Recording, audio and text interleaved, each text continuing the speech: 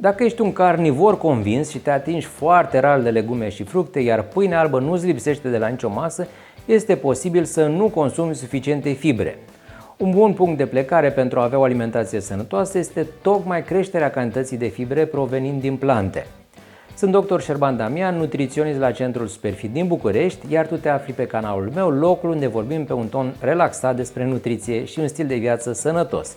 Înainte de a începe, nu uita să te abonezi. Fibrele alimentare sunt un tip de carbohidrați complexi care se găsesc mai ales în alimentele vegetale și au multe beneficii pentru sănătate. Previn constipația, îmbunătățesc sănătatea digestivă, reduc colesterolul LDL, ajută la controlul glicemiei, scad riscul unor tipuri de cancer, cum ar fi cancerul de colon și de sân, pot contribui la slăbit și la menținerea unei greutăți sănătoase. Există două tipuri de fibre, solubile și insolubile, iar majoritatea produselor vegetale le conțin pe ambele. Fibrele solubile atrag apa în intestin, transformând alimentele într-un gel, ceea ce încetinește digestia și te ajută să te simți sătul mai mult timp. Surse bune de fibre solubile sunt perele, merele, afinele, avocado, fasolea, lintea, ovăzul, orzul, semințele de chia, nucile. Fibrele insolubile nu se dizolvă în apă și contribuie la înaintarea alimentelor prin sistemul digestiv, prevenind astfel constipația. Se găsesc de obicei în coaja legumelor și fructelor, precum și în unele semințe. Câteva exemple de alimente bogate în fibre insolubile: tărâțe, cereale integrale, fructe de pădure, quinoa, orez brun, leguminoase, legume cu frunze verzi, nuci, pere, mere. În continuare vreau să-ți prezint 15 alimente bogate în fibre. Merele. Mănâncă-le cu tot cu coajă ca să beneficiezi de cât mai multe fibre. În varianta crudă, ca gustare sau la cuptor, cu nuci și scorțișoară, merele sunt un deliciu foarte sănătos și accesibil ca preț. Avocado. În acest fruct, fibrele se țin de mână cu grăsimi sănătoase, potasiu, magneziu, vitaminele B, C și E. Îl poți consuma sub formă de guacamole, cu usturoi, roșii și ardei sau în salate și sandvișuri.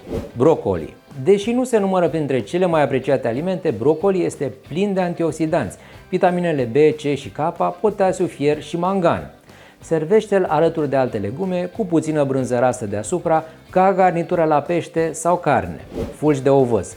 Bogați în vitamine, minerale și antioxidanți, fulgii de ovăz sunt o alegere excelentă pentru micul dejun, alături de iaurt, nuci, fructe proaspete sau uscate și semințe. Fasolea roșie. În supe, salate, wrapuri sau ghivești de legume, fasolea dă un plus de consistență și contribuie cu fibre, proteine, vitaminele B, C și K, fier, potasiu. Perele sunt dulci și gustoase, fiind ușor de integrat în meniu ca gustare, eventual alături de nuci ori deasupra unei budinci de ovăz.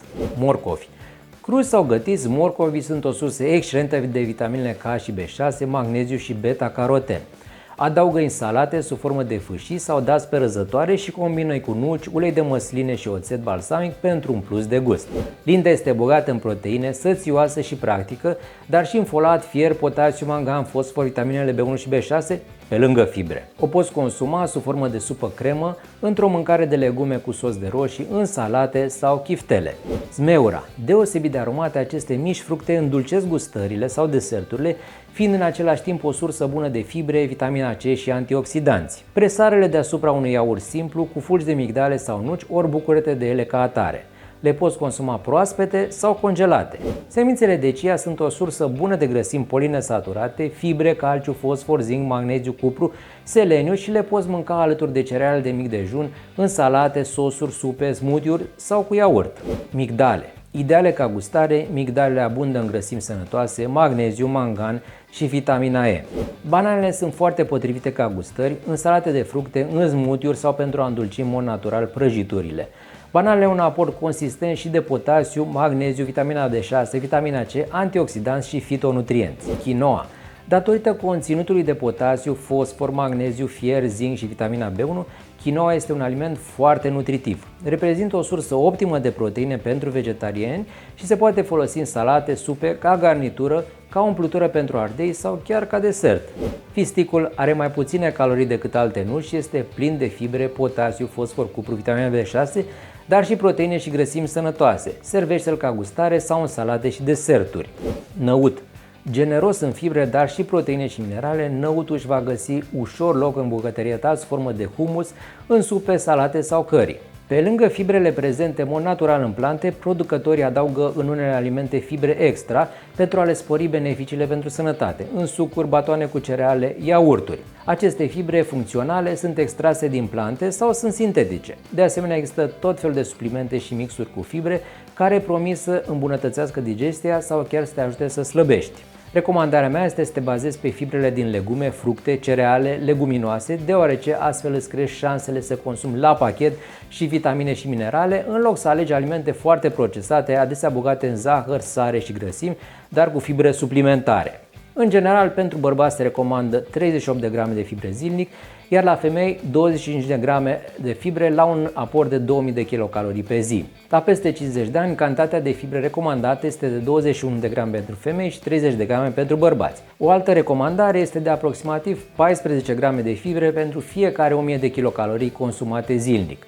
Nu trebuie să cazi în extrema cealaltă și să mănânci prea multe fibre, mai ales dintr-o dată, deoarece pot să apară simptome neplăcute, ca balonare, gaze, constipație sau, dimpotrivă, diaree. Acestea sunt cauzate de tentativele bacteriilor din intestin de a procesa o cantitate mare de fibre cu care nu sunt obișnuite. În timp sau crescând treptat cantitatea de fibre, le vei tolera mai bine. Pe lângă fibre, ține cont și de ceilalți nutrienți, dar și de calorii, mai ales dacă vrei să slăbești. Urmărește un echilibru al tuturor nutrienților în dietă, nu doar conținutul de fibre. Există alimente bogate în fibre care sunt calorice, de exemplu nuci, avocado, deci e bine să le consumi cu moderație. Sper că aceste informații ți-au fost de folos. Dă-mi un like și nu uita să te abonezi.